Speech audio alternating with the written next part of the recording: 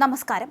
മുല്ലപ്പെരിയാർ അണക്കെട്ടിന്റെ സമഗ്ര സുരക്ഷാ പരിശോധനയ്ക്കായി നിയോഗിച്ച സ്വതന്ത്ര വിദഗ്ധ സമിതിയിൽ നിന്ന് കേരളത്തിന്റെ പ്രതിനിധിയെ കേന്ദ്ര സർക്കാർ ഏകപക്ഷീയമായി നീക്കം ചെയ്തു. അണക്കെട്ടിന്റെ സമഗ്ര സുരക്ഷ വിലയിരുത്തലിനായി ദേശീയ ഡാം സുരക്ഷാ അതോറിറ്റി രൂപീകരിച്ച സമിതിയിൽ നിന്ന് കേരളം നിർദ്ദേശിച്ച വിദഗ്ധനും കേന്ദ്ര ജല കമ്മീഷൻ മുൻ ചീഫ് എഞ്ചിനീയറുമായ ടി.കെ. ശിവരാജനെയാണ് ഒഴിവാക്കിയത്. സംസ്ഥാന സർക്കാരിനെ മുൻകൂട്ടി അറിയിക്കാതെയാണ് കേന്ദ്രത്തിന്റെ ഈ നിർണായക നീക്കം.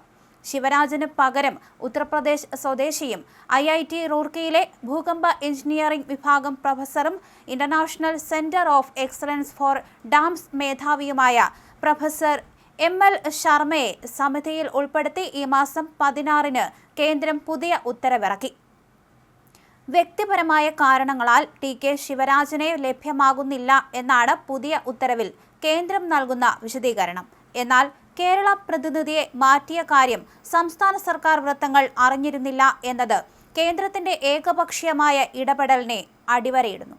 2022 സുപ്രീം കോടതി ഉത്തരവിന്റെ അടിസ്ഥാനത്തിൽ 2025 നവംബറിൽ ചേർന്ന മുല്ലപ്പെരിയാർ മേൽനോട്ട സമിതിയാണ് സമഗ്ര സുരക്ഷാ പരിശോധനയ്ക്കായി കേരളവും തമിഴ്നാടും നിർദ്ദേശിക്കുന്ന വിദഗ്ധരെ ഉൾപ്പെടുത്തി സ്വതന്ത്ര സമിതി രൂപീകരിക്കാൻ തീരുമാനിച്ചത്.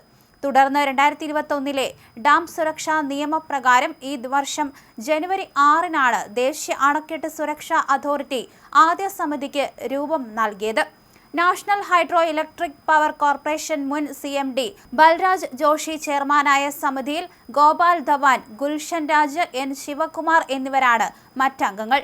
ജനുവരിയിലെ ഉത്തരവ് പ്രകാരം സമിതി നേരിട്ട് അണക്കെട്ടും പരിസര പ്രദേശങ്ങളും സന്ദർശിച്ച് 4 മാസത്തിനകം റിപ്പോർട്ട് സമർപ്പിക്കണമായിരുന്നു.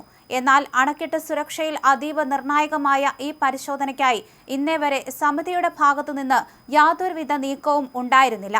കേരളത്തിന്റെ പ്രതിനിധിയായ ടി.കെ. ശിവരാജന്റെ സാന്നിധ്യത്തോടുള്ള വിയോജിപ്പ് കാരണം തമിഴ്നാട് കേന്ദ്രത്തിൽ ചെലുത്തിയ ശക്തമായ സമ്മർദ്ദമാണ് ഇപ്പോഴത്തെ അഴിച്ചുപണിക്ക് പിന്നിലെന്നാണ് സൂചനകൾ. കേരള പ്രതിനിധിയെ മാറ്റിയുള്ള പുതിയ ഉത്തരവ് പുറത്തു വന്നതോടെ പരിശോധനാ നടപടികൾ വേഗത്തിലാക്കാൻ തമിഴ്നാട് ശ്രമം ആരംഭിച്ചിട്ടുണ്ട്.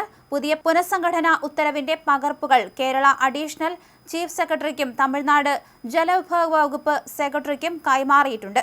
100-ലധികം വർഷം പഴക്കമുള്ള അണക്കെട്ടുകളിൽ 10 വർഷത്തിലൊരിക്കൽ സമഗ്രമായ സുരക്ഷാ പരിശോധന നടത്തണമെന്ന ദേശീയ ജല കമ്മീഷന്റെ നിബന്ധന മുൻനിർത്തി കേരളം നടത്തിയ നിയമ പോരാട്ടത്തിനൊടുവിലാണ് സുപ്രീം കോടതി ഈ സുരക്ഷാ പരിശോധനയ്ക്ക് ഉത്തരവിട്ടത്. ജനങ്ങളുടെ ജീവനും സ്വത്തിനും സുരക്ഷ ഉറപ്പാക്കാൻ ഈ പരിശോധന കേരളത്തിന് ഏറെ സുപ്രധാനമാണ്. ഈ ഒരു സാഹചര്യത്തിൽ തങ്ങൾ നിർദ്ദേശിച്ച മുൻനിര വിദഗ്ധനെ മാറ്റി പകരം ഉത്തരേന്ത്യൻ സ്വദേശിയായ പ്രൊഫസറെ നിയമിച്ച കേന്ദ്ര സർക്കാർ നടപടി കേരളത്തിന്റെ സുരക്ഷാ ആവശ്യങ്ങളോടുള്ള അവഗണനയായി വിലയിരുത്തപ്പെടുന്നു.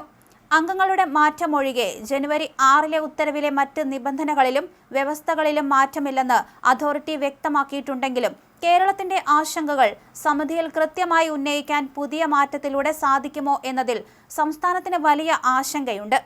എന്തായാലും വ്യക്തിപരമായ ചില കാരണങ്ങളാൽ ടി.കെ. ശിവരാജനെ ലഭ്യമാകുന്നില്ല എന്നാണ് പുതിയ ഉത്തരവിൽ കേന്ദ്രം നൽകിയ വിശദീകരണം. എന്നാൽ കേരള പ്രതിനിധിയെ മാറ്റിയ കാര്യം സംസ്ഥാന സർക്കാരും അറിഞ്ഞിരുന്നില്ല എന്നത് തന്നെ കേന്ദ്രത്തിന്റെ ഏകപക്ഷീയമായ ഇടപെടലിനെ അടിവരയിടുന്നു എന്ന് വിമർശകരും പറയുന്നുണ്ട്.